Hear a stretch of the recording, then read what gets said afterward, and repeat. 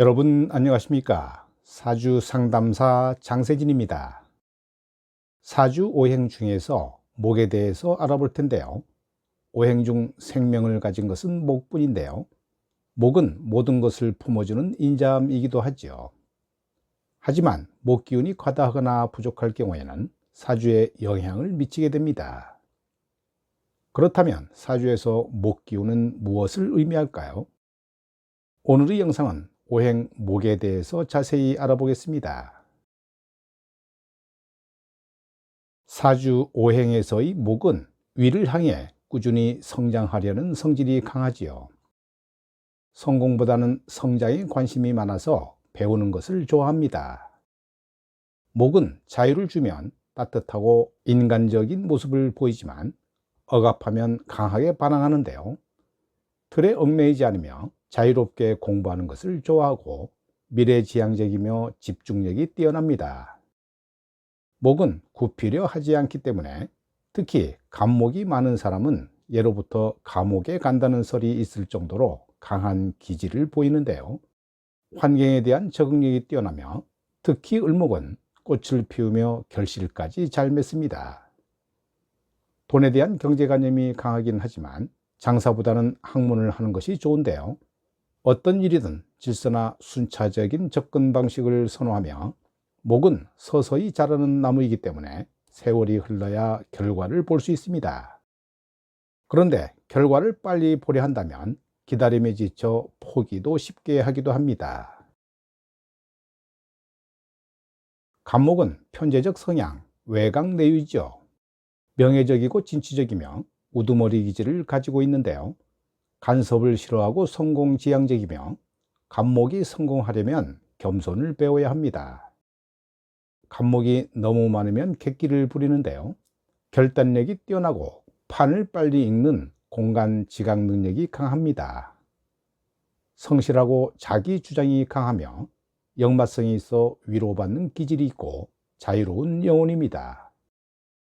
허풍기가 많으며 남에게 보이는 것을 중요하게 여기고 갑일주 여명은 집에 있지 말고 사회생활을 왕성하게 하는 것이 좋으며 여자가 집안 경제권을 쥐는 경우도 많습니다.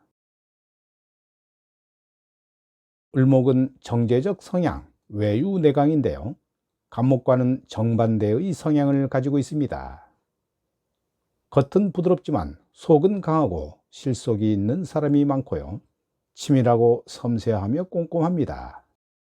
재물욕이 간목보다는 더 강하고 알뜰하며 구체적이고 실질적인 결과를 중시하며 생명력이 깁니다. 돈이 안 되는 일은 하지 않고요. 환경 적응 능력이 강하며 넘어져도 다시 일어서는 끈기가 있습니다. 끈질긴 생명력과 함께 수축과 이완작용을 잘하고요. 도화성이 있어 애교가 있고 외모가 수려하며 간목보다 인물이 좋은 사람이 많죠. 이성을 보는 눈이 높아 노처녀 노총각이 많습니다. 사주 오행에서 목기운이 과다하면 자기 의견을 쉽게 굽히지 않고 자기 과시욕이 강한데요. 일에 대한 계획성은 부족하지만 현실과 타협해서 꼼수나 잔머리를 잘 굴립니다. 목기운이 강할수록 기계적이고 반복적인 것을 싫어하며 늘 시작은 멋있게 출발하지만 마무리는 좀 약한 편입니다. 목기운이 강하면 결실을 나타내는 금의 기운이 약해지므로 일의 결실을 맺기 어려운데요. 명예욕과 욕망이 강하고 자신감이 지나쳐 일을 크게 벌이며 좌절이나 실패를 경험하면 부러진 나무처럼 쉽게 일어서기 어렵습니다.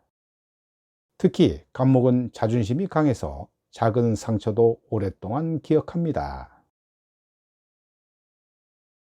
사주 오행에서 목에 해당하는 사람은 계획을 세워서 시작을 잘하는 사람이기 때문에 결과를 재촉하지 말아야 하는데요. 옆에서 재촉하거나 간섭하면 하고자 하는 의욕을 꺾어버리므로 칭찬과 격려로 부추기는 것이 더 좋습니다. 만약 일의 중도에 포기를 하더라도 용기를 심어주는 것이 매우 중요한데요. 작은 성과에도 크게 칭찬해서 의욕을 갖게 하면 신이 나서 다시 시작하는 것이 목의 특징입니다. 절대 자존심이 상하지 않도록 조심해야 하는데요. 목은 아무리 자신에게 이득이 되는 일이라도 자존심이 상하면 쳐다보지도 않습니다.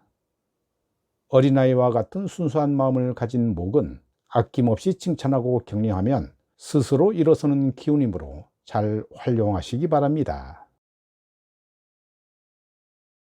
사주의 목 기운이 부족하면 건강면에서 머리 간담 쓸개, 편두통, 디스크, 갑상샘 유방암에 조심해야 하고, 사주에 금이 강하고 목이 없으면 뼈를 조심해야 합니다. 사주에 목 기운이 부족하면 개운법을 통해 도움을 받을 수 있는데요. 숲세권 아파트에 거주하거나 산책이나 등산을 통해 숲을 가까이 하며 집에 나무나 식물을 기르는 것이 좋습니다. 스트레칭을 자주 해서 몸의 기운을 밖으로 뻗어내는 듯한 자세가 도움이 됩니다.